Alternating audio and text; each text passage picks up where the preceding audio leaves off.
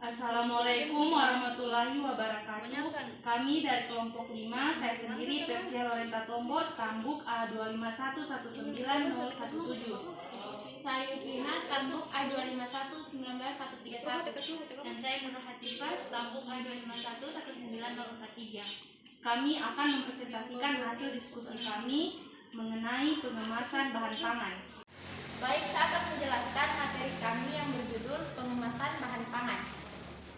Yang pertama, definisi pengemasan. Pengemasan merupakan salah satu cara untuk melindungi atau mengawetkan produk pangan maupun non-pangan. Pengemasan adalah suatu proses pembungkusan, pewadahan, atau pengepakan suatu produk dengan menggunakan bahan tertentu, sehingga produk yang ada di dalamnya bisa tertampung dan terlindungi. Sedangkan kemasan produk adalah bagian pembungkus dari suatu produk di dalamnya. Adapun kemasan memiliki fungsi utama untuk melindungi produk dari kerusakan lingkungan, menjaga kualitas produk. Selain itu, kemasan juga berfungsi sebagai media informasi produk kepada konsumen. Kemudian, fungsi dan sifat-sifat kemasan pangan. Yang pertama, sifat-sifat kemasan dapat menyimpan dan mempertahankan bau dan aroma makanan. Tidak dikemas secara berlebihan sehingga para konsumen tidak dirugikan dan mendapat barang sesuai dengan nilai uang yang telah dibayar. Dapat dengan mudah ditutup atau diresel kembali. Dapat dengan mudah disimpan. Dapat dengan mudah dibuka. 3.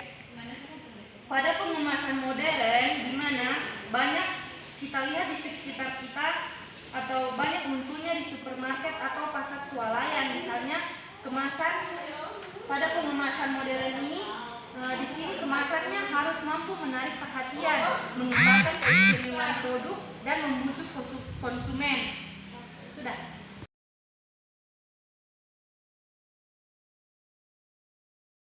Baik, saya akan melanjutkan tentang fungsi dan sifat-sifat kemasan pangan, di mana pada fungsi kemasan pangan itu adalah satu, mewadahi produk selama distribusi dari produsen hingga konsumen agar produk tidak tercecer, terutama untuk cairan, pasta, atau butiran.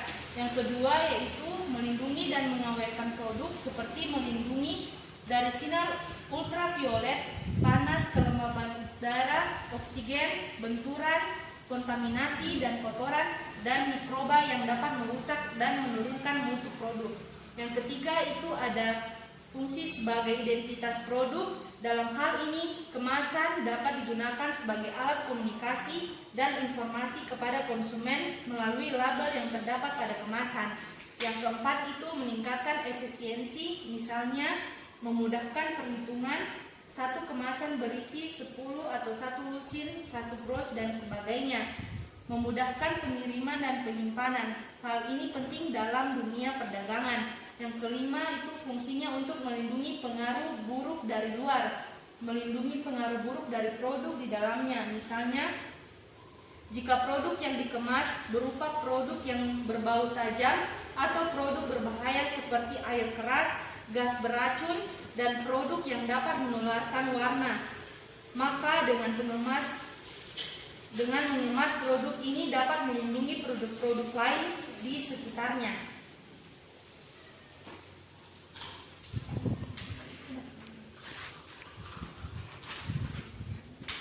Kemudian peranan pengemasan pangan, di mana untuk peranan pengemasan pangan ini mempertahankan bahan dalam keadaan bersih dan higienis, mengurangi terbuangnya bahan selama distribusi, mempertahankan gizi produk yang dikemas. Di mana 3. peranan pengemasan pangan dibedakan menjadi dua pengemasan, yaitu pengemasan tradisional dan pengemasan modern. Di mana pada pengemasan tradisional kita bisa melihat di tempat makanan tradisional, misalnya kemasan makanan tradisional itu jenis kemasannya yang memanfaatkan bahan botanis seperti daun-daunan, misalnya berfungsi bukan saja sebagai pelindung isinya dari debu agar tahan lama, tapi juga merupakan upaya untuk mengatur, merapikan makanan agar mudah dan praktis. Pada pengemasan modern, di mana banyak kita lihat di sekitar kita atau banyak munculnya di supermarket atau pasar swalayan, misalnya kemasan. Pada pengemasan modern ini, di sini kemasannya harus mampu menarik perhatian, mengembangkan keistimewaan produk dan membujuk konsumen.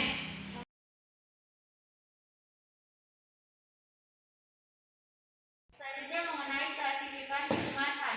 Di sini terbagi menjadi 3, yakni klasifikasi kemasan berdasarkan frekuensi pemakaian, yang kedua klasifikasi kemasan berdasarkan sifat perlindungan terhadap lingkungan, yang ketiga yaitu klasifikasi kemasan berdasarkan tingkat kesiapan pakai atau perakitan.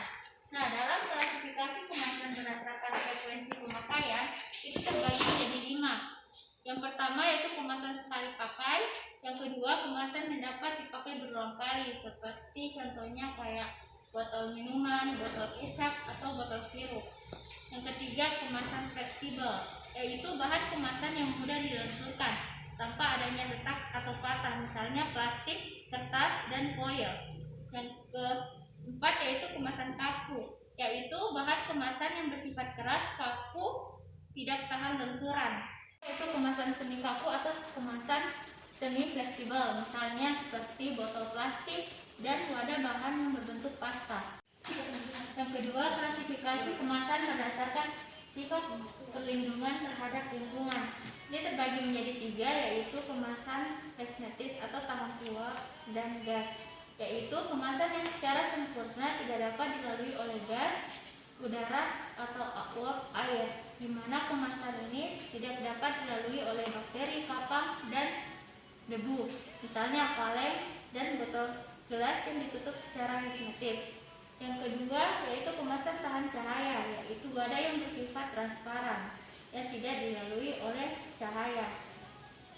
Yang ketiga yaitu kemasan tahan terhadap suhu tinggi, yaitu kemasan untuk bahan yang memerlukan proses pemanasan, umumnya terbuat dari logam, gelas, dan kaca. Adapun klasifikasi kemasan yang ketiga yaitu klasifikasi kemasan berdasarkan tingkat kesiapan pakai atau perakitan. Ini terbagi menjadi 2 jenis. Yang pertama, wadah siap pakai, yaitu bahan kemasan yang siap untuk diisi dalam bentuk yang telah sempurna, contohnya botol, wadah kaleng, dan sebagainya. Yang kedua, wadah siap dirakit.